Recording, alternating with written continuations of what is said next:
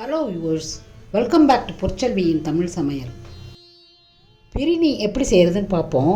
இது பிரியாணி செய்கிறவங்க வீட்டிலலாம் கட்டாயமாக அதை செய்வாங்க. இதுக்கு ஒரு 1/2 லிட்டர் தண்ணி எடுத்துக்குவோம், 1/2 லிட்டர் பால் எடுத்துக்குவோம், ஒரு 300 கிராம் சர்க்கரை எடுத்துப்போம், ஒரு 50 கிராம் சாராப்பருப்பு எடுத்துப்போம், கொஞ்சம் ஏலக்காய் பொடி எடுத்துப்போம், ஒரு 50 கிராம் நெய் எடுத்துப்போம், ஒரு 50 கிராம் முந்திரி பருப்பு எடுத்துப்போம், உடச்சி வச்சுப்போம், 150 கிராம் சம்பா ரவை எடுத்துப்போம், மில்க் மேட் ஒரு 50 கிராம் எடுத்துப்போம்,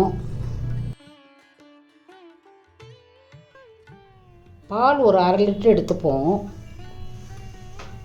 இல்லை சுண்டை காய்ச்சின பால் ஒரு 1/2 லிட்டர் எடுத்துக்கிட்டாலும் சரி, அல்லது பாக்கெட் பால் எடுத்துக்கிட்டாலும் சரி.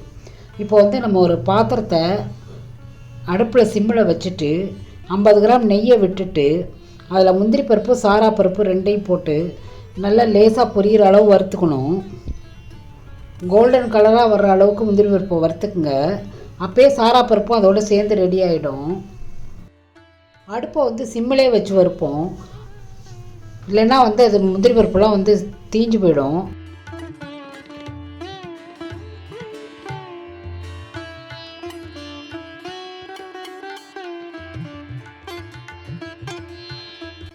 இப்போ அது மேலே இந்த தண்ணி ஒரு 1/2 லிட்டர் வச்சுருக்கோமே, அதை ஊற்றிக்கலாம். தண்ணி ஏன் இதுக்கு நம்ம அதிகமாக ஊற்றுறோம்னா கேசரி மாதிரி ஆயிடக்கூடாது இந்த பாயசம். அந்த 1/2 லிட்டர் தண்ணியில் 1/2 லிட்டர் பால் விடுவோம். இது நல்லா ரெண்டும் சேர்ந்து நல்லா கொதிக்கட்டும். கொதித்த உடனே இந்த 150 கிராம் சம்பா ரவையும் அதில் போட்டுக்குவோம். போட்டுட்டு நல்லா கிண்டணும். அப்போ தான் அடி பிடிக்காமல் இருக்கும். ரெண்டாவது நல்லா வேகும். ஒரு 10 நிமிஷம் வரைக்கும் அதை அடுப்பில் கிண்டிகிட்டே இருக்கணும். நல்லா வெந்துடும். வெந்ததுக்கப்புறம் தான் நம்ம மற்ற எது இருந்தாலும் சேர்க்கணும்.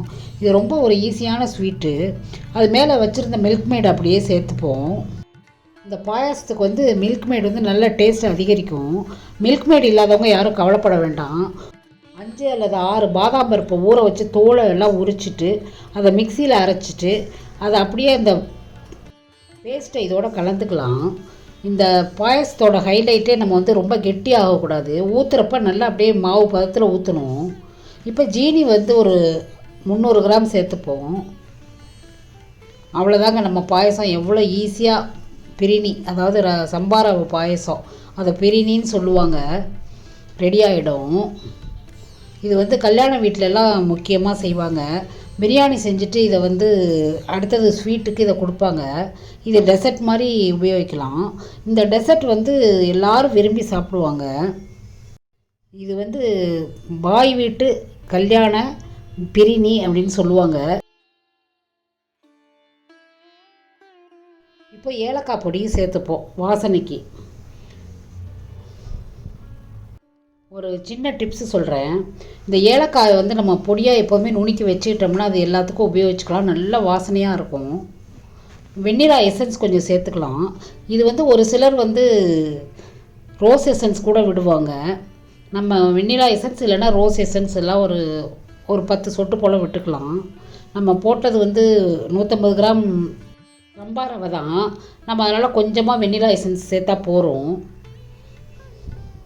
வாசனையான ஏலக்காய் பொடி தயாரிக்க ஒரு 50 கிராம் ஏலக்காய், ஒரு 5 கிராம் குங்குமப்பூ, ஒரு ஜாதிக்காய், கொஞ்சம் பச்சை கற்பூரம். இந்த ஏலக்காய், குங்குமப்பூ, ஜாதிக்காய் எல்லாத்தையும் வறுத்துட்டு உடச்சி சர்க்கரையோட ஜீனியோடு சேர்த்து பொடிச்சு வச்சுக்கோங்க. அது ரொம்ப ஒரு உபயோகமான ஒரு ஏலக்காய் பொடி. ரொம்ப வாசனையாகவும் இருக்கும். நீங்கள் அப்பப்போ பொடி செஞ்சிட்ருக்க வேண்டியதில்லை. இந்த பொடியை நம்ம எல்லா ஸ்வீட்டுக்கும் யூஸ் பண்ணிக்கலாம். இந்த பிரியாணி உங்களுக்கு உபயோகமான ரெசிபியாக இருக்கும்னு நினைக்கிறேன். பிடிச்சிருந்தால் லைக் பண்ணுங்கள், கமெண்ட் பண்ணுங்கள், ஷேர் பண்ணுங்கள். மறக்காமல் சப்ஸ்கிரைப் பண்ணுங்கள். உங்கள் ஃப்ரெண்ட்ஸ் அண்ட் ஃபேமிலிக்கு ஷேர் பண்ணுங்கள். தேங்க்யூ ஃபார் வாட்சிங். வணக்கம்.